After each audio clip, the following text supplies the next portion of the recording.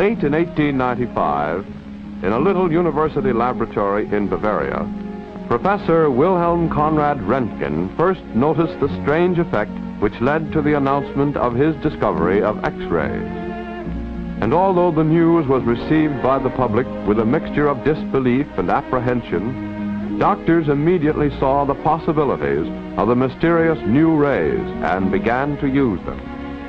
It was not until 1913, however, that their use became certain and reliable.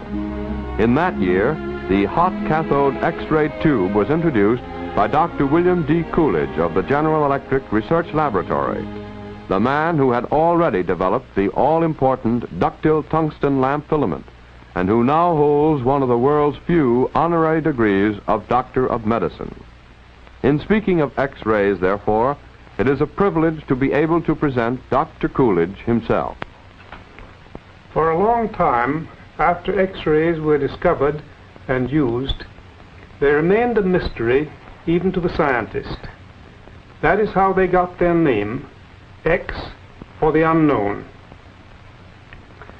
Today, however, we know that X-rays are a form of radiation belonging to the same family as light, heat, and radio waves. We know also that X-rays are produced whenever a solid target is struck by a high-speed stream of electrons, those same little negatively charged particles of electricity which make our radio tubes work. In early X-ray tubes, the electrons necessary to produce the X radiation were released by first breaking down a small amount of air or other gas in the partially evacuated tube with high voltage applied between the terminals. Operation depended upon the amount of gas within the tube, and since this was variable, the tube was unreliable. In the present day hot cathode X-ray tube, of which this is one of several different types, there is a high vacuum, and the production of electrons depends only on the size and temperature of an incandescent tungsten filament with a cup-shaped structure surrounding it. This particular tube has two filaments, either of which may be used. The swarm of electrons, which is liberated or boiled off from the white-hot filament, is speeded up to a very high velocity by high voltage applied between the negative electrode or cathode, which carries the filament, and the positive electrode or anode, which is called the target. The electron stream is focused to a very small spot on the target by the cup-shaped cathode structure. It seems that the electron stream striking the target at terrific velocity is stopped so violently that the electromagnetic radiation known as X-rays is produced.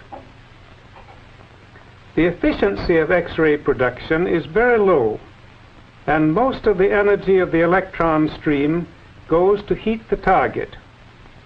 This heating effect of the electrons may be likened to the flame of a blowtorch striking a metal plate, while the light coming from the heated spot on the metal plate target corresponds to X-rays coming from the focal spot on the target of the X-ray tube.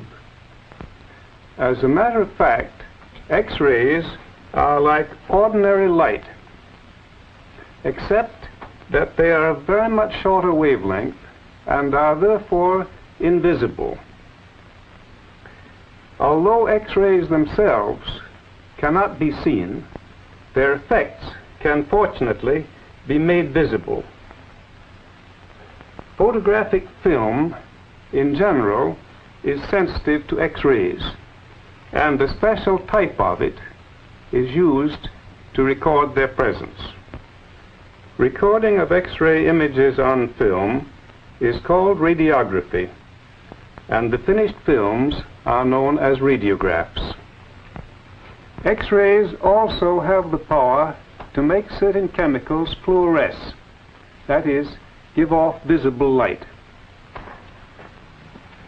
A piece of special cardboard coated with one of these chemicals constitutes the so-called fluoroscopic screen. The use of such a screen to reveal an X-ray image is known as fluoroscopy. It has the advantage over radiography of enabling us to visualize internal structures in motion.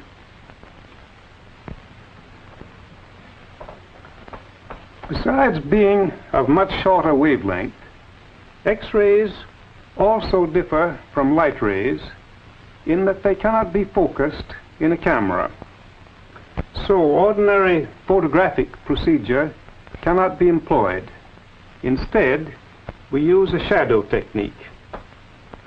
If I now turn on this small spotlight and place my hand in its beam, I can cast a shadow of my hand on a white card.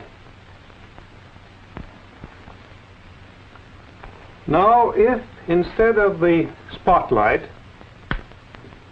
I use an X-ray tube, such as there is in this little portable X-ray unit, and if instead of the white card I use a film in a light-tight holder,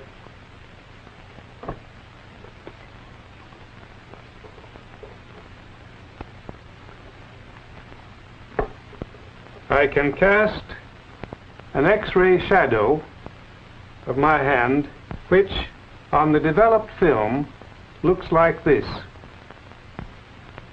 Note, however, that instead of a solid silhouette shadow, as with light, the X-rays produce a shadow which shows a distinction between the bones and the flesh.